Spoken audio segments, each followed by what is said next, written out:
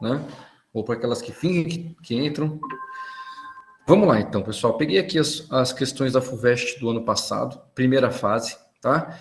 E aí que já falando para todo mundo que está aqui, para quem mais quiser participar, na quinta-feira, às 14 horas, a gente vai fazer uma discussão sobre a segunda fase da Unicamp, e isso lá no campus mesmo, tudo bem? Pegar a segunda fase do ano passado da Unicamp, vamos resolver lá, ao vivo, tá bom? Então, quem quiser ir, estão convidados. Quinta-feira, às 14 horas. Mas agora vamos de Professor, Vamos lá. Diga. Professor, para ir para essa atividade no campus, tem que preencher algum formulário? Não, é só aparecer lá. Ah, tá bom, obrigada. Tá bom? Vai ser quinta-feira, às 14 horas. Tudo bem?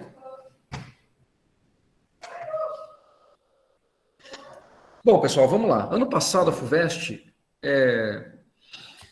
entre 4 notas aqui, né, os 4 níveis de dificuldade muito elevados, que eu boto aqui, do docinho de neném, polvilho do dente, que é muito ruim, né? Abrir aquele pacote de bolacha que nunca abre, ou aquele sachê de ketchup do inferno. Ano passado, a gente teve questões que foram muito fáceis, que ficou aí no docinho do neném, vocês vão ver a primeira, por exemplo, tá? E a gente teve uma outra questão que pode ter chegado aí no terceiro nível. Não teve nenhuma questão que foi aquela questão impossível, ou questão que fosse passível de ser anulada, não teve, né? E tiveram mais questões de geografia física do que de geografia humana. Lembra, lá no Enem, vai ter muito mais assunto de geografia humana, porque pega aquela parte interdisciplinar, aí junta com sociologia, junta com história, enfim. Fica muito mais misturado. Nos vestibulares que tem divisão das disciplinas, a geografia física vai aparecer mais.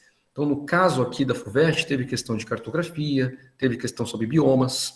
Tá? Então, vocês podem crer que isso vai aparecer. Você não vai ter uma prova inteira de geografia humana. Você vai ter uma prova equilibrada. Até porque quem faz as questões da FUVEST são os professores do próprio departamento, né? Então, lá tem um departamento de geografia física que é famoso, né? Tinha o Aziz, o verdadeiro, né? Aziz Absaber lá, e ainda hoje tem professores de geografia física que têm um peso muito grande. Por isso que geografia física aparece bastante, né? É equilibrada a prova. Ambos os lados têm pesos muito grandes dentro do departamento. Então, você não vai achar uma prova só de geografia física ou só de geografia humana, tá bom? Então, se preparem para responder questões de geografia física. Não vai ser que nem no Enem, que praticamente não teve. Aqui vocês vão encontrar, tá? Então, essa prova ficou aí no segundo nível, pensando numa média entre as dificuldades das questões. Vamos lá. Primeira questão, né? Cartografia mais tranquila. Olha só, o cara traz aqui 3 projeções. Projeção de Mercator, projeção de Peters e projeção de Robinson. Ah, professor, não lembro o que é. Não tem problema, tá? Olha a questão. Ele não está falando para você dizer sobre essas projeções, tá? Mas só relembrando, essa de Mercator aqui, muito famosa lá na época das navegações, ela é uma projeção que deforma muito quanto mais longe do Equador você estiver. Então, é uma projeção cilíndrica que tem no Equador a parte com tamanho real, mas quanto mais longe do Equador você vai, mais deformado fica. Então, era muito bom para eles na época. Aumentava muito o tamanho da Europa em relação aos outros continentes. Afinal, a Europa está bem mais longe do Equador. E os outros continentes onde eles estavam chegando, América do Sul, África e até a América do Norte também, eles estão mais próximos do Equador e ficavam, então, menores. Parecia que a Europa tinha um poder grande, maior, pelo seu tamanho no mapa, né? A projeção de Peters corrigia essa deformação do Mercator, né? Então, aqui você tem as áreas corretas, mas, porém, deforma o contorno, deforma o desenho, né? E nessa projeção de Robinson, você tem aquele tipo de projeção que deforma um pouco de tudo. Então, lembra, nenhuma projeção ela vai conseguir fazer o desenho fiel do planeta. Isso não existe. Matematicamente não é possível, pelo menos até hoje. Tá? Então, o cara quer saber sobre as projeções apresentadas aí, suas formas e dimensões, é correto afirmar o quê? Vamos lá. Letra A. É correto afirmar que interesses políticos e comerciais forçaram distorções na projeção de Mercator para fazer parecer mais curto o caminho do novo continente, elemento corrigido a partir do século XIX na projeção de Peters. Ou As 3 projeções apresentam distorções, uma vez que a Terra tem forma aproximada de um geóide, e sua projeção nunca ficará... e sua projeção num plano ficará sempre distorcida. Né? O que era um geóide? O geóide é a forma do planeta. O planeta não é redondo, o planeta não é oval, o planeta é todo deformado. Lembra? Tipo um maracujá, murcho. Né? Essa forma que o planeta tem, que é um pedaço de rocha mesmo no espaço, a gente chama de geóide. Tudo bem? De longe parece que ele é redondo, mas ele é cheio de imperfeições, e o nome disso é geóide. Então, letra B. As 3 projeções têm distorções, uma vez que a Terra tem a forma de um geóide e sua projeção num plano sempre distorcida. Letra C.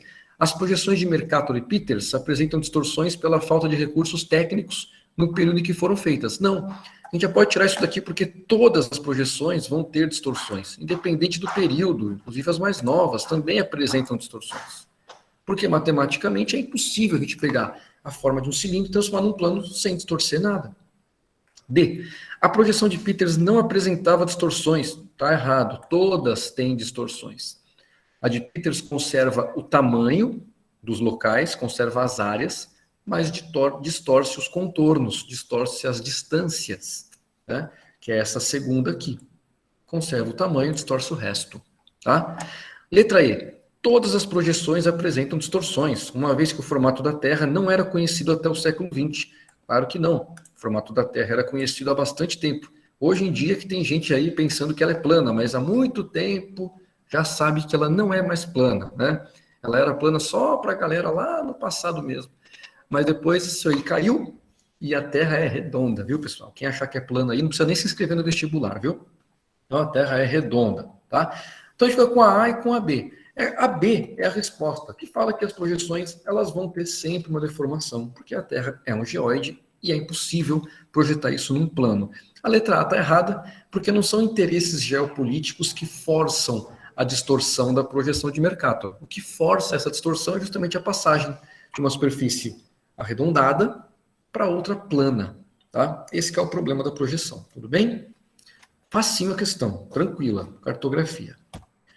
Segunda questão. A criação do Banco da Amazônia e da Superintendência do Desenvolvimento da Amazônia, Sudã, preconizou uma política de concessão de incentivos fiscais aos empresários, especialmente das regiões mais ricas do país, para que deixassem de pagar 50% do imposto de renda, desde que o dinheiro fosse depositado naquele banco para financiar projetos de desenvolvimento no estado do Amazonas. Os investimentos orientaram-se de preferência para a agropecuária, de modo que um grande número de empresários e de empresas, especialmente do Sudeste, sem tradição no ramo, tornaram-se proprietários de terras e empresários rurais. Em princípio, a aquisição de terras pelos grandes empresários do Sudeste animou o mercado imobiliário, em princípio. Né? Bom, assinale a alternativa que apresenta a combinação correta entre o período a que se refere o texto e as implicações territoriais associadas, observadas nas áreas onde a política de incentivo fiscal entrou em operação. Bom, essa questão aqui está falando da Amazônia, criação do Banco da Amazônia, Superintendência da Amazônia. Então, tudo isso quer dizer o quê? A galera já está indo em direção à região norte, colonizando a região norte. Então, não é Brasil Império, né? Não é Primeira República, ou seja, não são essas partes históricas mais antigas.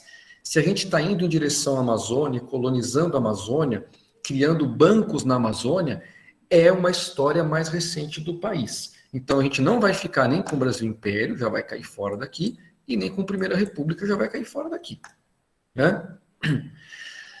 Todos esses planos de desenvolvimento, pessoal, não sei como é que o Thiago tratou isso na aula de história com vocês, como é que vocês veem a história do Brasil, mas todos esses planos de desenvolvimento do governo federal, Sudã, Sudene, né, que é desenvolvimento da Amazônia ou desenvolvimento do Nordeste, eles eram obras do poder público, do governo federal. E isso daí tem muito dedo da ditadura militar. Na época da ditadura militar, a gente teve essas grandes movimentações do governo para o interior do país. Eles tinham um interesse muito grande no interior para povoar o interior, para firmar as fronteiras, então para adentrar essa população, ocupar o território. E aí uma das maneiras de ocupar era investimento estatal pesado e com a criação de superintendências para esses desenvolvimentos regionais. A Sudã é uma delas, tá? Então, falando assim, eu já meio que dei a resposta que é a ditadura militar. Mas vamos ver aqui as implicações territoriais e sociais do que o texto está falando. Bom, como eu falei que era ditadura militar, já vai ser a letra D, né? Mas aumento da grilagem e avanço do desmatamento. Se você não soubesse que era para ser a ditadura militar, o texto está falando de investimentos na Amazônia para atividades agropecuárias. Investimentos que nem são de pessoas da Amazônia mesmo, são de pessoas de fora, principalmente do Sudeste. Então, grandes empresas, como ele diz no texto, grandes empresas de fora botando dinheiro na Amazônia só para ter desconto no imposto de renda, e esse dinheiro é todo aplicado em atividade agropecuária na região. Então, qual que é a implicação disso? Com certeza, um avanço do desmatamento, é o que a gente está vendo hoje ainda, né? Então, um avanço do desmatamento, com certeza. Vamos ver as outras letras, caso vocês fossem eliminar isso aqui, ó. Na letra A, expansão dos sistemas agroflorestais e preservação da... Não. Se você tem aumento da atividade agropecuária, você não vai ter preservação da mata nativa, pelo contrário, né? Letra B, expansão da área voltada à pecuária e redução da Mata Atlântica. Não, estamos falando da Amazônia. O que a Mata Atlântica tem a ver com isso, né? C, expansão da economia extrativista e concentração fundiária. Bom, concentração fundiária realmente vai acontecer, né? Porque aí uma empresa só, quanto mais dinheiro ela tiver, mais terra ela vai comprar. Então a gente vai cair naquela questão da concentração fundiária, que sempre que se fala de espaço rural no Brasil, essa é uma grande questão, porque a concentração de terras no país é enorme na área rural, né? Então, concentração fundiária pode ser. Agora, expansão do extrativismo? Não, né? Extrativismo é aquela atividade da galera ir lá, extrai frutas, extrai algum tipo de vegetal, enfim, madeira, e não é isso. Aqui ele está falando de agropecuária, não de extrativismo. Então, não. Né? Letra E, aumento da área de vegetação nativa. Não. Então, essa daqui era facilmente eliminável. A gente conseguia eliminar rapidinho pelas implicações territoriais. Por isso eu botei uma pimentinha só aí, como fácil. Apesar de você olhar e falar, meu Deus, Brasil Império, história, está na prova errada. Não, né?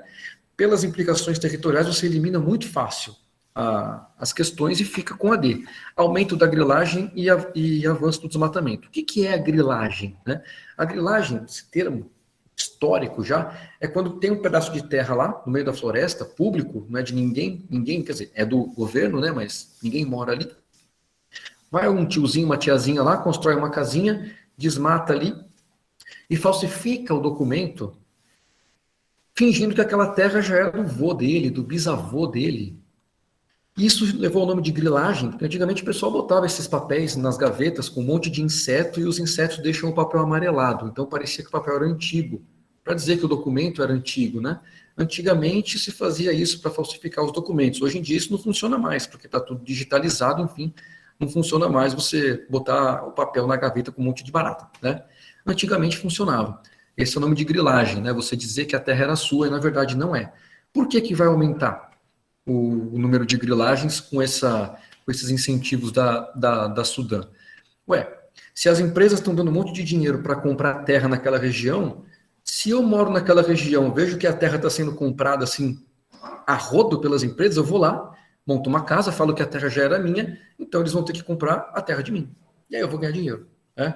Então essa falsificação de documentos para você ganhar dinheiro em cima se torna muito mais comum, já que você tem um incentivo do pessoal para comprar as terras lá. Tá bom? Então letra D é a melhor aí, você não precisa nem ver as implicações sociais. Tá? Nas territoriais você já mata. Mas vamos ver a social só da letra D, né? Aumento dos conflitos violentos no campo, com certeza, isso a gente tem até hoje. Conflitos no meio rural são um dos principais fatores, aí, junto com concentração de terras, que aparecem nas questões, né? Então, o aumento dos conflitos com certeza acontece, porque você tem empresas vindo de outras regiões do Brasil, que não são nem dali, começam a comprar várias terras, desmatar, fazer atividade agropecuária, e é claro que vai gerar conflitos com quem já morava lá, seja com indígenas, seja com as populações tradicionais, seja com o pessoal do meio rural de lá, os pequenos proprietários. Então, com certeza, aumento dos conflitos, quando você entra com uma grande atividade de fora em uma região. Tudo bem? Tudo. Beleza. Próxima. Observe o mapa com dados de 2020. Aí, pessoal, olha só. questões envolvendo atualidades. Eu comentei isso na Unicamp, né? Falei, pessoal, fiquem espertos com essas questões de atualidades, questões que vão envolver a pandemia, questões que vão envolver geopolítica mundial, essas tensões entre China e Estados Unidos. Fiquem espertos com isso, porque o Unicamp gosta de atualidades, FUVEST também gosta. Então, olha aí, um mapa de 2020 para o vestibular de 2020, então bem atual. Então, vocês podem esperar que vai aparecer alguma coisa de atualidades também. Vocês vão ver uma outra questão aqui que vai tratar de atualidades também, tá? Então, aqui, ó. Os países destacados em amarelos no mapa referem-se a quê? Ao bloco dos BRICS? Não, né? O que são os BRICS? BRICS são as iniciais de Brasil, Rússia, Índia, China e África do Sul, né? Tá com o S porque é em inglês, de South Africa, tá? Então, claro que não é o BRICS, porque senão o BRICS tinha que estar assinalado aqui o Brasil. Se você não sabe onde é o Brasil, esse é o Brasil, tá? Prazer, Brasil, tudo bem? Tinha que estar pintado o Brasil, a África do Sul, a Rússia, a China e a Índia. Não são eles que estão pintados, não é o BRICS, tá? Aos novos integrantes da OCDE. A OCDE é uma organização de desenvolvimento econômico que envolve as principais economias do mundo, os principais países, os países mais desenvolvidos do mundo fazem parte dessa organização. Então, você tem a América do Norte, os países da Europa, a Austrália, tá? E na América do Sul só tem o Chile. O Brasil quer muito entrar e ninguém convida, claro, tá? E aí não vai ser os novos integrantes da OCDE. A OCDE é um grupo muito fechado. E como são dos países mais desenvolvidos, nunca eles iriam aceitar Irã, né? Venezuela, os países não iriam aceitar esses dois no clube deles, com certeza. Não é a OCDE, tá? Países excluídos da OMC. OMC, Organização Mundial do Comércio, envolve praticamente todos os países do mundo, porque faz parte da ONU, é um órgão vinculado à ONU, tá? Então, a OMC envolve praticamente todos os países do mundo, nunca que vai excluir tudo isso aí de país. Ainda mais países super importantes para exportação de petróleo. A gente vê aqui no Oriente Médio, por exemplo, é fácil saber que países do Oriente Médio são muito importantes para o petróleo. Então, nunca eles vão ser excluídos da OMC, tá? Sobre a letra D e E. Facinho, a gente elimina a letra E. A letra E fala da OTAN. Lembra que a gente fez uma aula sobre organizações supranacionais, a gente falou de OCDE, de OMC, de OTAN. OTAN é uma organização militar do Atlântico Norte, então a parte norte do Oceano Atlântico. Pega os Estados Unidos e os aliados dele. Então, não estão pintados aqui, né? Estados Unidos, Canadá, toda a Europa Ocidental fazem parte da OTAN. Então, eles não estão pintados, só sobrou para a gente a OPEP. O que é a OPEP? Organização dos Países Exportadores de Petróleo. Então, são os países que detêm aí a maior parte da exploração e exportação de petróleo do mundo. Então, a gente tem o Oriente Médio, alguns países africanos e a Venezuela, tá? Então, são os países que fazem parte da OPEP e que controlam o preço do petróleo no mundo todo.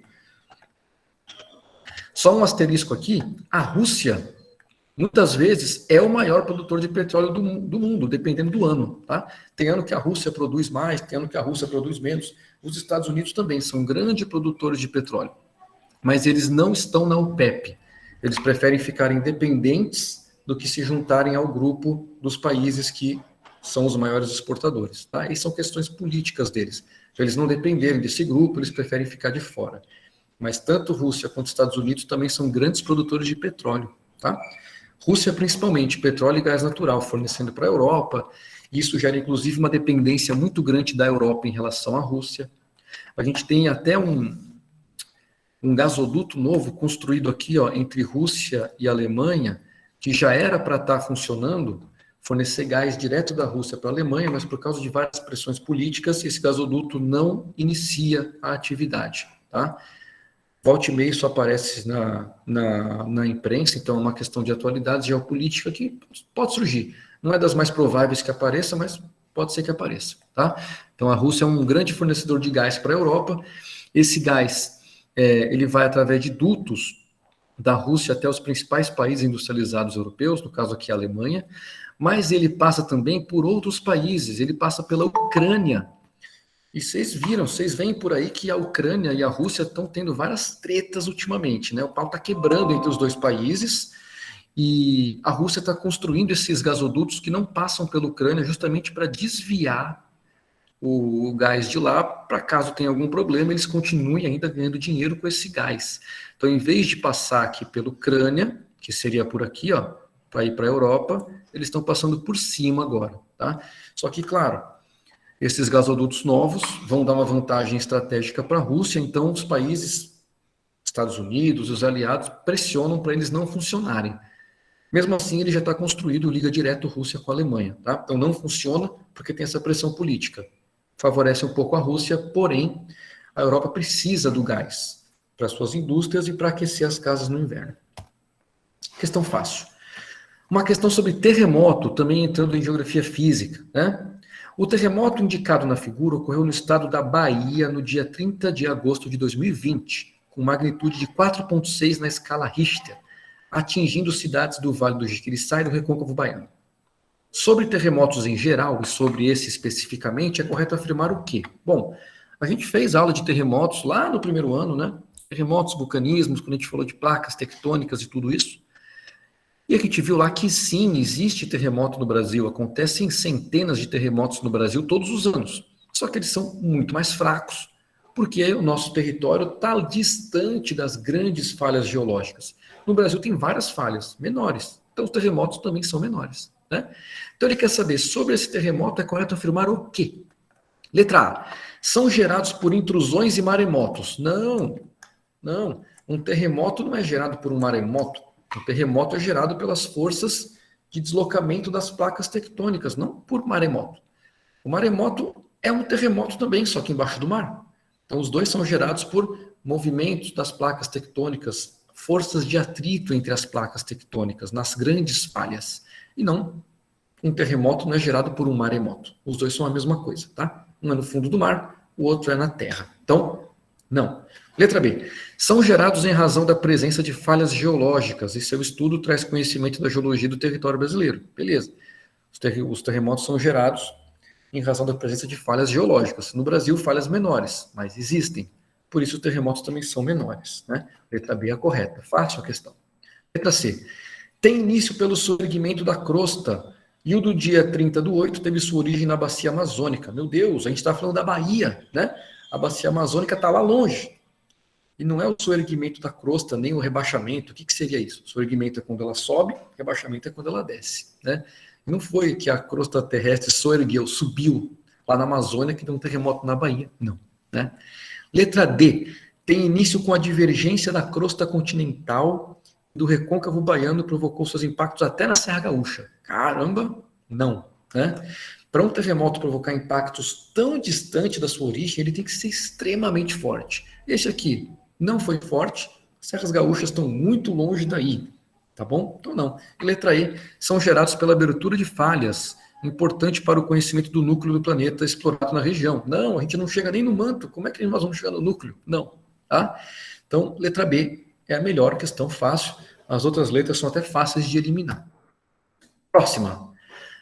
A linha de fronteira possui hoje uma definição essencialmente econômica, como a fronteira da lucratividade, mas adquire uma expressão geográfica bastante acentuada em diferentes escalas espaciais. Tá. Então ele fala que a fronteira hoje tem uma definição econômica, as fronteiras. No passado isso era diferente.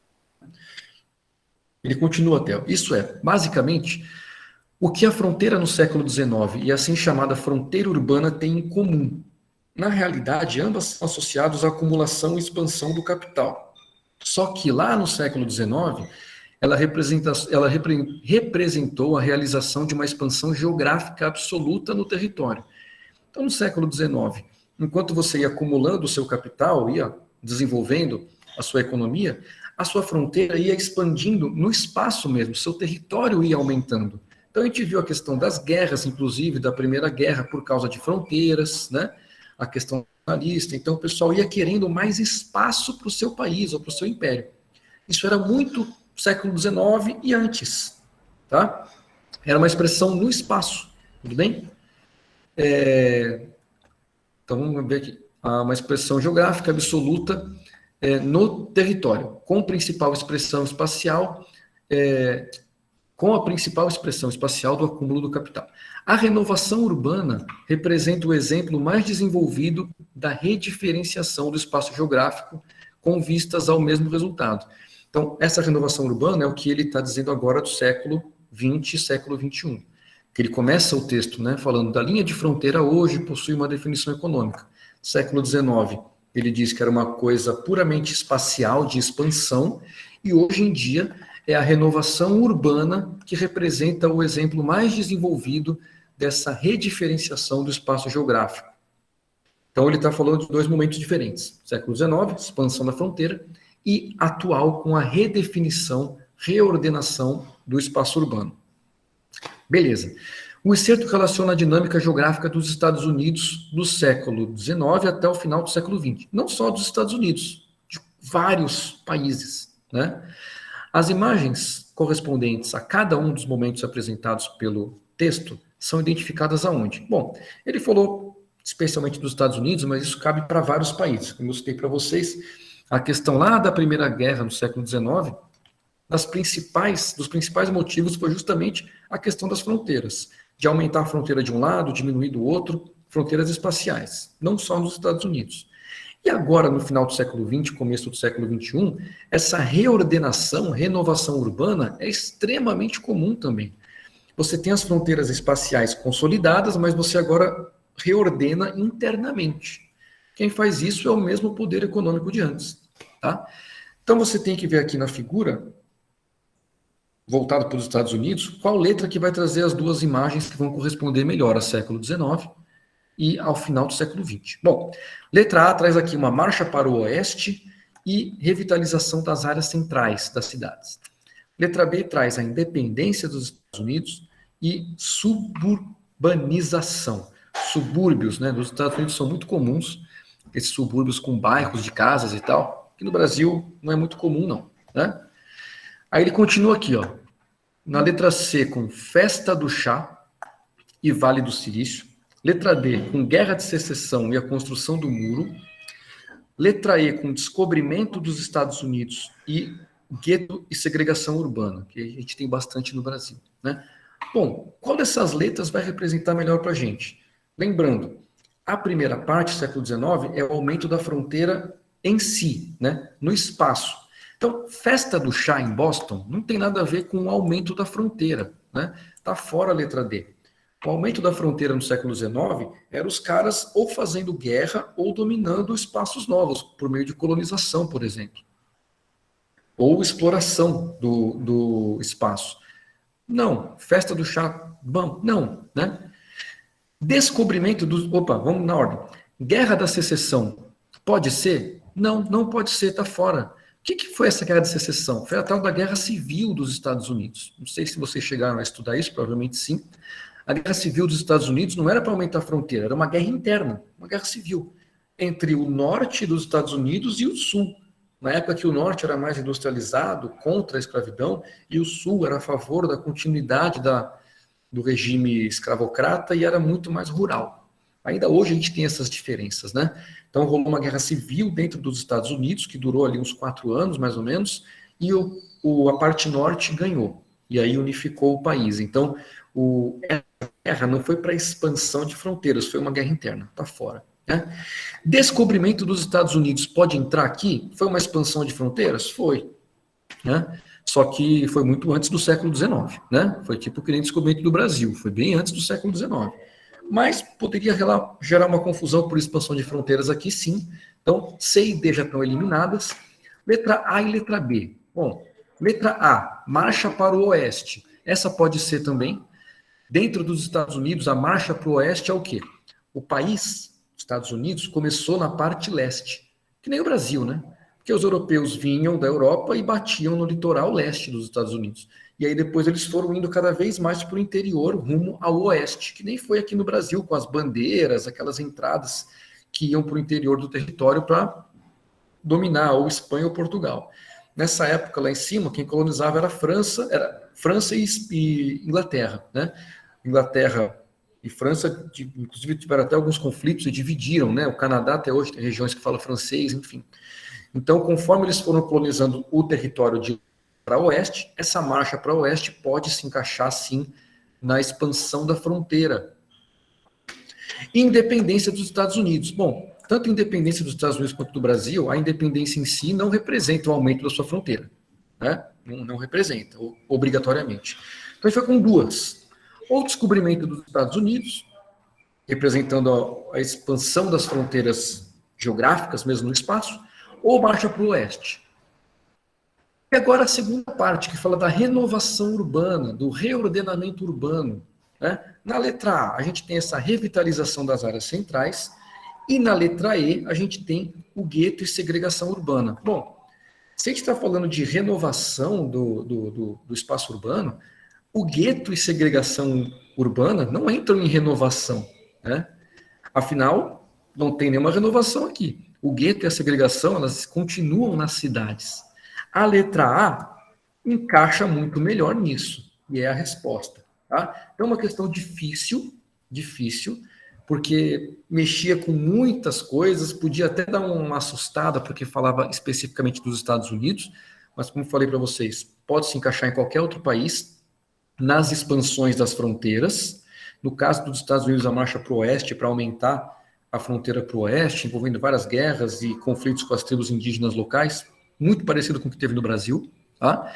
E a revitalização de áreas centrais. Quando o cara fala de renovação urbana, é o que a gente tem de mais comum. No Brasil isso também acontece. Teve uma questão que falou sobre o Rio de Janeiro, a renovação do Porto do Rio de Janeiro, o tal do projeto Porto Maravilha e tal. Eles pegaram áreas do centro do Porto do Rio que estavam abandonadas e tentaram revitalizar para criar áreas de comércio, áreas de lazer, áreas de moradia e tal. Isso tudo com a economia local. Né? Então você tem a renovação, revitalização de várias áreas centrais para atrair mais o capital para lá, agora no século XXI, final do século XX, e século XIX, expansão da fronteira física mesmo, com essa marcha para o oeste dos Estados Unidos. Essa acho que foi a questão mais difícil da FUVEST desse ano aí, tá? Opa! Questão 19. Aqui a gente tem um gráfico da passagem do agrário para o urbano, como se fosse uma cidade 0% urbana e aqui 100% urbana. Então, uma transição do rural para o urbano. Tá? Então tem lá, cidade política, depois cidade comercial, cidade industrial e zona crítica, e aí tem um tracinho aqui, ó, entre a comercial e a industrial, é quando a cidade deixa de ser sua maior parte rural e torna, pelo menos, mais da metade urbana. Tá? Bom, o esquema apresenta a linha de urbanização da sociedade que vai do 0 ao 100. Beleza. Considerando os referenciais trazidos no esquema, fazem parte do contexto identificado na chamada zona crítica. Bom, zona crítica é o último aqui, né? Isso quer dizer que é a parte mais urbanizada de todas. Então, ele quer saber o que faz parte dessa zona crítica aqui. Quais características estão aqui? Então, você já pode crer que vão ser características estritamente urbanas e recentes, né? Vamos lá. Letra A. Monetarismo, Revolução Industrial e Lei Bill-Aberdeen. Não, né? Revolução Industrial está lá no século XIX, XVIII, XVII até, lá o começo dela. Então, muito antes dessa zona crítica. Inclusive antes da cidade industrial, né? Estava aqui atrás. Então, não faz parte. Eu grifei essa Lei Bill-Aberdeen, apesar de não fazer parte aqui da nossa disciplina, mas vem da história. É aquela lei que o Império Britânico criou para combater o tráfico de escravos, tá? Essa lei permitia a marinha deles, a abordar e afundar qualquer navio em qualquer lugar do mundo que estivesse transportando pessoas para serem escravas em outros locais. Letra B. Comunismo do poder e New Deal. Não, né, pessoal? O pessoal fica tanto falando de comunismo para cá, comunismo aqui. Comunismo nem existe. O pessoal fica aí falando de comunismo para cima e para baixo, né? Tem nada a ver. Ainda mais quando você fala de zona crítica, de partes agora de atualidade, das áreas urbanas, claro que não vai ter isso. Tá? E o New Deal também não entra aí. New Deal foi uma série de políticas feitas nos Estados Unidos quando teve aquela crise de 29. Então, uma crise econômica muito forte. E aí o New Deal foram políticas feitas pelo governo dos Estados Unidos para tentar superar os efeitos dessa crise. Então, não entra aqui. Tá? Letra C, neoliberalismo, elevada urbanização e a crise de 2008. É essa mesmo, né? É essa mesma resposta. Então você tem o neoliberalismo, que é a corrente econômica mais recente, tá? Então, o neoliberalismo, por isso mais recente, encaixa aí nessa zona crítica. Elevada urbanização, com certeza, está aqui perto dos 100%.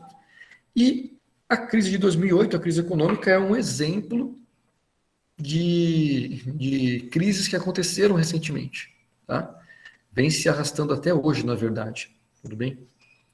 Então, letra C é a melhor. A letra D fala de neocolonialismo, não. Né? Isso vai ser lá século XIX. E a letra E fala de mercantilismo, também não, muito lá atrás. Então, é uma questão fácil de acertar. Só pelo neoliberalismo você já matava. Pelo neoliberalismo elevado à urbanização, você já matava as características da zona crítica. Tá certo? Lembrando aí que o Brasil ele é um país mais urbano do que rural desde a década de 60, 70 do século passado. Já faz tempo que o Brasil é um país mais urbano do que rural. Tá? A partir da década de 60, 70, ele ficou mais de 50% urbano, e hoje em dia ele já é mais de 80%, quase 90% urbano. Tudo bem? O mundo inteiro só se tornou mais urbano do que rural agora no século XXI. Então o Brasil já era mais urbano antes. O mundo inteiro se tornou, na média, mais urbano que rural, só agora no século XXI, por causa da China. A China começa a se desenvolver muito no final do século XX, e aí, como a China tem muita gente, né, uma população enorme, essa população vai passando da área rural para a urbana na China, e isso influencia a urbanização mundial. Então, o mundo só no século XXI, mas o Brasil já no meio do século XX. Um pouquinho do meio para frente, né? Letra C. Número 20, já quase acabando aí, mas é uma questão de atualidades, falando daquele acordo entre Mercosul e União Europeia, que deu muito o que falar em 2019. Tá? Em 2019 isso passou demais nas notícias, o governo brasileiro estava essa era a principal notícia do governo na época, ainda não tinha começado a pandemia.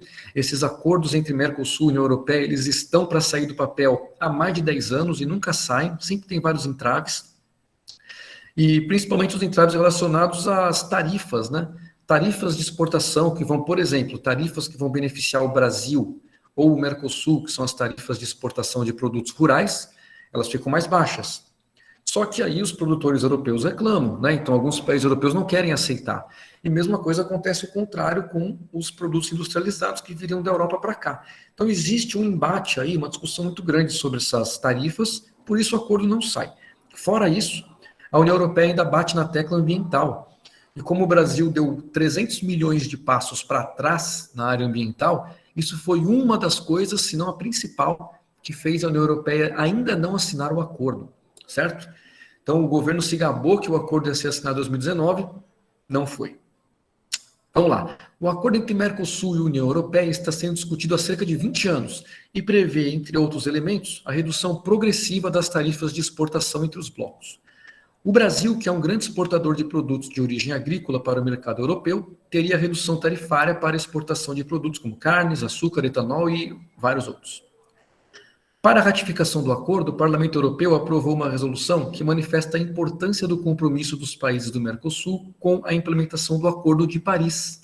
Deem uma olhadinha nesse Acordo de Paris. A gente teve aula sobre ele também lá no primeiro ano, quando a gente falou de protocolo de Kyoto. No segundo ano, desculpa. A gente falou das questões ambientais, está lá nos slides, lá no site, vocês podem baixar.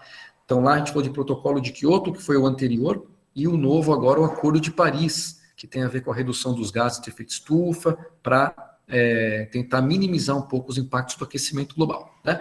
A relutância em ratificar o acordo entre Mercosul e União Europeia por parte de alguns países da UE em 2020 deveu-se, entre outros fatores, a quê? Bom, vamos lá. Letra A. A desigual condição climática na produção de vinhos nos dois continentes, não, né? Não foi uma condição climática produzir vinhos que não deixa o acordo ser assinado. Né? Letra B. As políticas de incentivo de agricultura familiar na América Latina, especialmente ao PRONAF no Brasil, que é o nosso programa de agricultura familiar, não é a agricultura familiar que está travando o acordo, são as questões ambientais principalmente, e essas tarifas de exportação dos nossos produtos, não da economia, não da agricultura familiar, mas a nossa agricultura de exportação, né, que vai mexer com carne, soja, milho, enfim, e não a agricultura familiar, que mexe com arroz, feijão, batata. Tá? C. A difusão das SAFs. SAF é Sistema Agroflorestal. Está aqui embaixo, né? Ó, Sistema agroflorestal. Então, a difusão dos sistemas agroflorestais criados com o propósito de produção para consumo humano no Cone Sul. Não. Se é para consumo humano no Cone Sul, quer dizer, se é para consumo interno da América do Sul, esse que é o Cone Sul, tá? Se é para consumo interno da América do Sul, não mexe nesses produtos de exportação. Não tem a ver.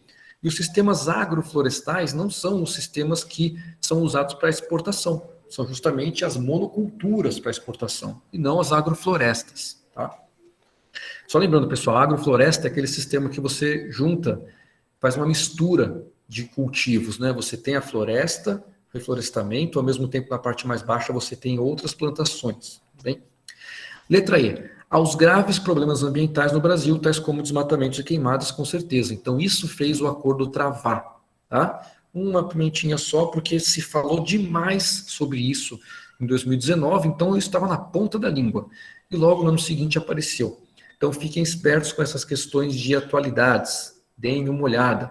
Eu botei lá no canal até um videozinho curto, de 6 minutos, sobre uma questão de geopolítica internacional, bem importante entre China e Estados Unidos. Deem uma olhada lá. Um videozinho que chama Quad, tá?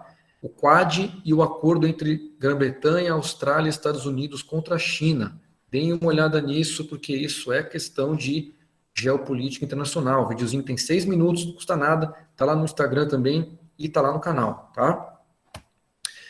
21. O sistema aquífero Guarani abrange parte dos territórios da Argentina, do Brasil, do Paraguai e do Uruguai. Possui um volume acumulado de 37 mil quilômetros cúbicos e área estimada de 1.087.000 quilômetros quadrados. É coisa pra cacete, né? Na parte brasileira, estende-se por 8 estados: Goiás, Mato Grosso do Sul, Minas Gerais, Paraná, Rio Grande do Sul, Santa Catarina e São Paulo. Então aqui o cara falando sobre aquíferos. A gente falou sobre aquíferos no segundo ano, quando a gente falou sobre água, a gente falou das regiões hidrográficas, a gente já estava no período à distância, né? Diferente de quando a gente falou do Acordo de Paris, a gente estava presencial ainda, foi logo nas primeiras semanas. Mas nessa parte a gente estava à distância, quando a gente falou de aquíferos.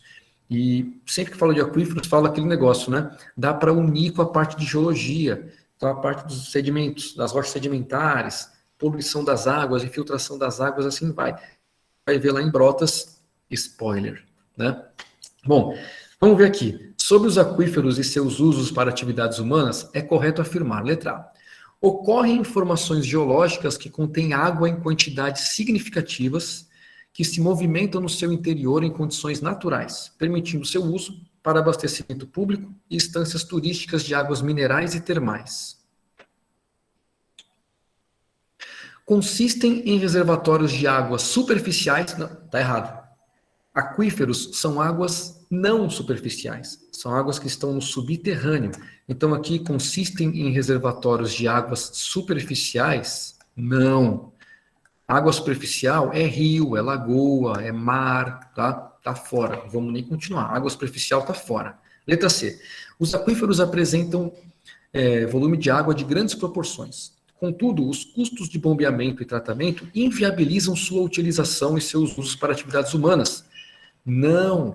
Os aquíferos são extremamente usados nas atividades humanas, seja para irrigação, seja para abastecimento urbano. A gente bombeia muita água do subterrâneo para usar aqui em cima. Então, é caro? É caro, mas não é inviável. A gente faz muito isso no Brasil, tá? Letra D. Os aquíferos são formados pela ação dos ventos. Não, pessoal, que vento? Que acumula areia na superfície, facilitando a infiltração e acúmulo da água nas camadas mais profundas. O aquífero não é formado por vento. O aquífero é formado quando a água infiltra no solo, percola, né, que é aquela infiltração mais lenta, percola pelas rochas sedimentares e vai se acumulando no subsolo. Não é o vento que faz isso. Tá fora. Melhor letra A, né? Opa, faltou aí. Os aquíferos estão em profundidades que impossibilitam seu uso. Não. A gente usa bastante os aquíferos. Então, letra A. Ocorrem formações geológicas que contêm água em quantidades significativas, que são as formações sedimentares, né? Que se movimentam no seu interior em condições naturais. Isso aí. Permitindo seu uso para o abastecimento público, isso mesmo. Em instâncias turísticas, águas minerais, termais, enfim, vários tipos de águas diferentes, né? Então, sim, são muito usados e ocorrem nas partes onde você tem geologia sedimentar, principalmente. Maravilha. E 22, o Monte Everest é o pico mais elevado do planeta, localizado na Cordilheira do Himalaia, na fronteira da China e Nepal, com 8.848 metros de altitude. Inclusive, tem um colega meu da geografia que está lá agora, subindo lá no Himalaia, não sei se é o Everest, mas ele está andando por lá. Bota várias fotos legais no Instagram dele, né? Possui 5 estações meteorológicas em diferentes altitudes, funcionando desde 2019. Entre elas, a estação mais elevada do planeta, a 8.430 metros, que registra dados valiosos para a climatologia. Que beleza. Esse projeto foi liderado pelo Dr. Paul Andrew Majewski, geógrafo e climatologista, cuja equipe projetou e treinou por meses para instalar a estação meteorológica em tal condição adversa em menos de 90 minutos. Caramba, é bastante coisa. Em menos de 90 minutos, os caras instalarem uma estação a mais de 8.000 metros de altitude, é coisa, hein? A dificuldade de instalação dessa estação nessa altitude deve-se a quê? Bom, letra A, as elevadas condições de umidade provenientes do derretimento de neve. Nessa altitude, pessoal, não derrete nada, né? Nessa altitude, as neves são chamadas neves eternas. O que é isso? Tanto no verão quanto no inverno, a neve está lá. Então, o derretimento das geleiras ocorre numa altitude mais baixa. B, a ocorrência de chuvas intensas. Não chove nessa altitude. É tão frio que só neva, não tem chuva líquida, né? Lembra que as precipitações, elas ocorrem líquida, granizo, sólida ou neve. Neve não é nem sólido. Neve é quando o vapor passa direto do estado gasoso para o sólido, ele forma um cristal. É aquele floquinho de neve que desce assim, né? Então aquilo lá, quer dizer, o local é muito, muito frio. Não ocorrem chuvas, tá? Que são precipitações líquidas, não ocorrem. Tá fora. Tudo bem? Que também tá fora a letra A. Letra C. A dificuldade é por causa das temperaturas reduzidas e a baixa concentração de oxigênio nessa altitude, com certeza. Letra D. Aos dias mais curtos nessa altitude, não, pessoal. Os dias mais curtos são nas latitudes mais elevadas. As latitudes, os locais mais longes do Equador, aí sim, esses locais vão ter dias muito curtos no inverno e dias muito longos no verão, independente se eles são altos ou baixos, tá? Então a altitude não vai influenciar na duração do dia. E a elevada pressão, tá fora. Por quê? Quanto mais alto você vai, menor é a pressão atmosférica, mais rarefeito é o ar, ou seja, menos ar tem para você respirar. Quanto mais alto, menos pressão. Quanto mais baixo, mais pressão. Tá? Então, a letra C. O desafio são as temperaturas muito baixas e a baixa concentração de oxigênio. A galera tem que subir com 1 galão de oxigênio para respirar. Né? 23. Segundo o Atlas de Serpentes Brasileiras, a jararaca encontra-se registradas em uma extensa faixa do Brasil relativa a diferentes biomas, onde se alimenta de anfíbios, roedores, outros animais e pode morder o seu pé. Né? A espécie ocorre nas áreas apontadas, sendo encontrada em zonas florestadas ou modificadas pelas... Então aqui tem 2 mapas, né? Repare que tem um mapa de biomas, os pontinhos são as cobras, tudo bem? Os locais que ocorrem a jararaca. Então vamos lá. No bioma, ela pega bastante a Mata Atlântica, né? Um pouco da Caatinga, um pouco do Cerrado e um pouco dos Pampas. O mapa da direita, de áreas mais altas, baixas, que estão próximas da cor branca. Então, na parte da elevação, ela pega praticamente todo o intervalo de elevação que a gente tem no Brasil. Na parte dos biomas, ela se concentra na Mata Atlântica, um pouco na Caatinga, um pouco no Pampa e no Cerrado. Legal. Sobre as serpentes, é correto afirmar o quê? Letra A. São típicas de áreas que alcançam até 500 metros de altitude. Não, né? A gente viu que pelas altitudes aqui, elas estão em todas as altitudes. Então, não são típicas de áreas que alcançam só até 500 metros. Elas passam dos 500 metros. A gente vê as partes mais escuras são acima de 500 metros. Então, ó, tem vários pontinhos aqui. Então, elas vivem na altitude também, tá? Tá fora a letra A. Letra B. São generalizadas nos mais diversos biomas, centrando-se na Caatinga. Não, né, pessoal? não são generalizados os mais diversos biomas. A Amazônia, por exemplo, não tem. Então, não são generalizadas os mais diversos biomas, né? Letra C. São típicas das áreas mais planas da faixa leste do Brasil, cujos terrenos são cobertos por biomas de cerrado. A ocorrência dessa espécie deve-se às áreas de ocupação humana, o que atrai ratos que fazem parte da sua alimentação. Bom, são típicas de áreas mais planas da faixa leste, ela está em várias altitudes aqui, não são nas áreas mais planas, né? Cujos terrenos são recobertos pelo cerrado, a gente viu que a maioria é Mata Atlântica. É um pouquinho de cerrado, um pouquinho de caatinga. Então, não, ela é uma cobra típica da Mata Atlântica pelos mapas aqui. D. Possui uma área de ocorrência restrita à Amazônia. Não tem nenhum pontinho preto na Amazônia. Então, repara, pessoal, essa questão puramente interpretação da imagem. Tá? E letra E. São típicas da Mata Atlântica, podendo ocorrer também no Pampa, Cerrado e Caatinga, ocupar terrenos que alcançam até 1.000 metros de altitude. O bioma da Mata Atlântica encontra-se atualmente ameaçado pela ocupação humana. Então é isso aí. Questão de interpretação de imagem. Então fiquem espertos. Interpretação de imagens, interpretação de gráficos, vai aparecer aí, tá bom? Mais uma de biomas. Na transição do Cerrado para a Mata Atlântica, ocorre uma substituição da vegetação, que resulta em mudanças na frequência de certas características das plantas. Identifique 2 mudanças decorrentes dessa transição. Então, está saindo do Cerrado e indo para a Mata Atlântica. Tá? Letra A. Aumento da frequência de caules e galhos tortuosos? Não. Esses caules e galhos tortuosos, eles são típicos do Cerrado. Então, se você estivesse saindo da Mata Atlântica para o Cerrado, aí sim. Mas está saindo do Cerrado para a Mata Atlântica. Então, não é o aumento deles, é a diminuição deles. Né? Letra B. Aumento da frequência de plantas que germinam e crescem melhor sob a luz direta do sol. E diminuição da frequência de plantas que apresentam folhas largas. Também não. Como a gente está na Mata Atlântica, floresta fechada, você não tem o aumento da frequência de plantas que germinam e crescem melhor sob a luz direta. Pelo contrário, você tem a sombra da floresta, então você tem muitas plantas que crescem adaptadas às sombras e a menos sol. E não tem a diminuição das plantas com folhas largas. Pelo contrário, você tem o aumento das folhas. Justamente porque tem sombra, as folhas ficam maiores para captar mais luz. Letra D. Diminuição da frequência de caules e galhos tortuosos e aumento da frequência das folhas largas. Aí sim, né? Como você está indo para a Mata Atlântica, você diminui essa frequência dos caules e galhos tortos, que é uma característica do cerrado. E indo em direção à Mata Atlântica, isso diminui e aumenta o tamanho das folhas, que é uma característica das florestas. Legal, letra C. Né? Letra D, diminuição da frequência de plantas epífitas. Não, plantas epífitas são aquelas, por exemplo, orquídeas, né? Então elas são muito acostumadas à umidade, à sombra, isso vai aumentar, na verdade. Tá? E letra E, diminuição da frequência de plantas que germinam e crescem melhor sob luz direta do sol e aumento da frequência de plantas com adaptações a queimadas. Não.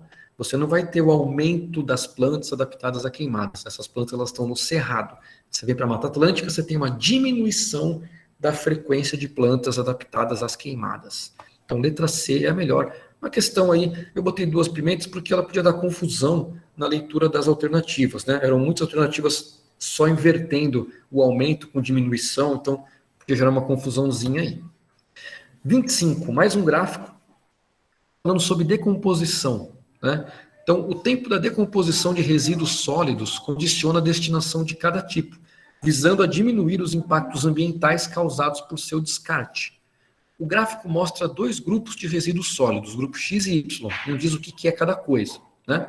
Produzidos pela população humana em diferentes tempos de decomposição. Legal. Então, aqui a gente vê que o resíduo, quando ele é jogado na natureza, ele já começa a se decompor no tempo zero e, no máximo, em 100 anos, ele já desapareceu da natureza. O resíduo X. O resíduo Y, ele é jogado na natureza. Ele só começa a se decompor quase 200 anos depois que ele foi jogado. E ele vai demorar mais de 500 anos para conseguir sumir da natureza. Ou pelo menos começar a sumir da natureza. Mais de 500 anos. Então, a gente pode já pensar o que seria o X, o que seria o Y, mais ou menos, né? Então, com base nas informações e nos seus conhecimentos, é correto afirmar o quê? Vamos lá.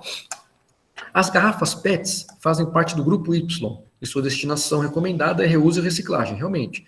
garrafa PET demora muito mais para se decompor, então ela se encaixaria muito melhor no grupo Y do que no X. Letra B. Embalagens de papel fazem parte do grupo Y. Não, o papel se decompõe super rápido, né? Então o papel vai se encaixar muito mais no grupo X. C. Garrafas PET fazem parte do grupo X. Não. Garrafas PET, plástico, demoram muito para se decompor. Não vão estar no grupo X, que se decompõe em até 100 anos. Está fora. A garrafa PET demora séculos para se decompor na natureza, né? Letra D. Embalagens de papel fazem parte do grupo Y. Não, está fora. Papel se decompõe muito rápido. Letra E. Garrafas de vidro fazem parte do grupo X e sua destinação recomendada é a incineração. Bom, o vidro, dependendo do vidro, ele até pode se decompor rápido. Se for fino, se for, né, bem fininho, tá? Mas a sua destinação recomendada é a reciclagem, na verdade. Garrafa PET também, alumínio também, né? Então a melhor letra aqui é a letra A. Garrafas PET se encaixam no grupo Y e sua destinação recomendada é reuso e reciclagem, tá? Então a melhor letra é a letra A. Maravilha. E a questão 26 é a última questão, e uma questão que deu bastante discussão ano passado, né? Mostra uns gráficos e lida com migração, pessoal. A gente viu população no segundo ano, né? Falei para vocês que é um assunto que aparece bastante e que pode aparecer esses gráficos de imigração e emigração e ferrar com a sua cabecinha. E é o caso aqui. O cara traz gráficos para uma determinada população. Então, olha só, gráfico de taxa de emigração é o primeiro, ou seja, é o que sai. Lembra lá, você está no seu quarto, se a sua mãe sai, você fala né? Então, emigração, saída, taxa de emigração, primeiro gráfico, constante, não muda nada. Taxa de imigração, ou seja, a galera que entra, lembra, tu está no teu quarto, tua mãe entra, você fala, ih, ferrou. Então, imigração, entrada, então a taxa de imigração subindo. Quer dizer, a população está aumentando então, né? Porque se a taxa de emigração está constante e a de imigração está aumentando, quer dizer que está entrando mais gente do que saindo, a população está crescendo. Mas vamos ver os outros gráficos. Taxa de mortalidade. A mortalidade está aumentando também. Igualzinho à imigração. Isso quer dizer, você tem essa quantidade de pessoas entrando, mas você tem a mesma quantidade de pessoas morrendo, enquanto a taxa de natalidade ela também está constante. Então, olha só. No primeiro conjunto de gráficos aqui, ó, a gente tem um aumento de população, porque entra mais pessoa do que sai. Então, aqui no primeiro momento, a população está aumentando. E no segundo momento, a população está diminuindo. Por quê? Morre mais gente do que nasce. Então, a população está diminuindo no segundo momento. E repara que a mesma quantidade de pessoas que entram na imigração também é a mesma quantidade de pessoas que estão morrendo. Então, a gente tem uma compensação, né? Aí o cara pergunta, sobre esses gráficos e o tamanho dessa população, dá para a gente dizer o quê? Letra A. A população está diminuindo nos 5 primeiros anos e mantém-se constante no restante do período considerado. Pessoal, a gente não tem nem como saber isso, porque o gráfico ele é medido de 0 a 20 anos. Para você fazer 5 anos, você teria que dividir no meio em 10 e depois no meio de novo e traçar uma linha. Pô, o cara, se ele vai perguntar de 5 anos, ele teria que te dar aqui esse gráfico, né? Mas está diminuindo nos 5 primeiros anos? Não, não está diminuindo. Letra B. Mantém-se constante nos 5 primeiros anos e diminui no restante do período. Letra C. Diminui continuamente ao longo de todo o período considerado. Letra D. Mantém-se constante ao longo do período considerado. E letra E, aumenta nos 5 primeiros anos e diminui no restante do período. Pessoal, a gente viu aqui que está entrando mais gente do que saindo. Então está crescendo. Mas, ao mesmo tempo, está morrendo mais gente que nascendo. E o ritmo de morte é o mesmo ritmo das pessoas que entram. Então você tem pessoas entrando e pessoas morrendo no mesmo ritmo. Então a população se mantém igual. A população vai se manter igual ao longo de todo o período. Essa foi a questão mais difícil que teve no teste do ano passado, tá? Devia ter botado até 4 pimentinhas, podia ter botado 4 pimentinhas aí, né? Porque vai uma interpretação de gráfico muito muito boa aqui. Não é qualquer interpretação que vai levar essa questão para a letra correta. É uma interpretação bem, bem boa, certo? Você tem que primeiro pegar a diferença de emigração para imigração. Não pode errar aí no qual entra e qual sai. Depois você tem que ver natalidade e mortalidade. Aí você tem que sacar que a mortalidade é exatamente igual à imigração, ou seja, quem está entrando também está morrendo. Então, se quem está entrando está morrendo, a população fica do mesmo tamanho, né? Então, a letra D é a correta, certo? E finalizamos aí a nossa Fulvestona de 2020. E aí? Alguma pergunta aí? Deixa eu ver no chat agora. Professor, eu vou ter que sair da aula, depois assisto, tá certo? Já saiu, então depois você assiste. Pessoal, alguma pergunta, alguma coisa que vocês queiram falar para finalizar?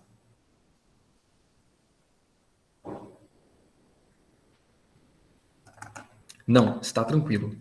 Tranquilo entre aspas. Não, tá tranquilo sim. Vocês viram que a maior parte das questões, mais da metade das questões, eram uma pimentinha só. Então tá tranquilo. Se vocês conseguem garantir na prova de geografia mais da metade, pô, tá bom, né? Tá bom. Mais da metade da prova eram questões de uma pimentinha só, fáceis de você resolver, né? Questões com 3, tinham só 2. Então imagina, se você errasse só as mais difíceis, que eram 2, você tinha garantido as outras 8, né? Então, as outras 10, quer dizer, são 12, né? Então você conseguiria fazer numa boa. Nem gosto de pimenta. Pô, vou mudar então. O que eu posso mudar? Vou botar bolacha, vou botar traquinas. Assim acho que facilita mais o gosto. Eu também prefiro traquinas do que pimenta.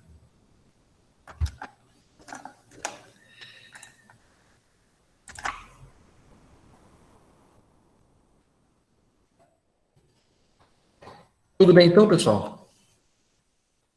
Qualquer dúvida, vocês sabem que vocês podem me procurar, né? Se vocês forem tentar fazer algum simulado pela internet, forem responder algumas questões de outro vestibular aí, der alguma dúvida, me procurem, a gente vai conversando pelo WhatsApp.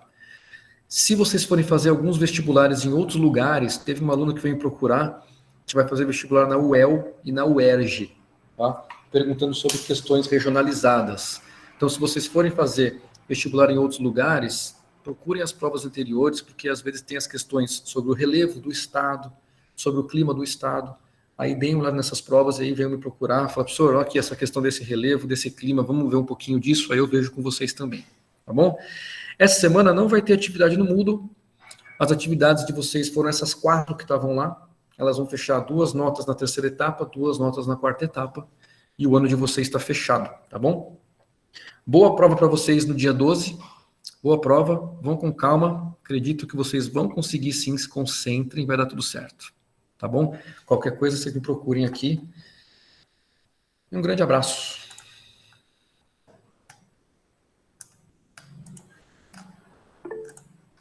Tchau, professor.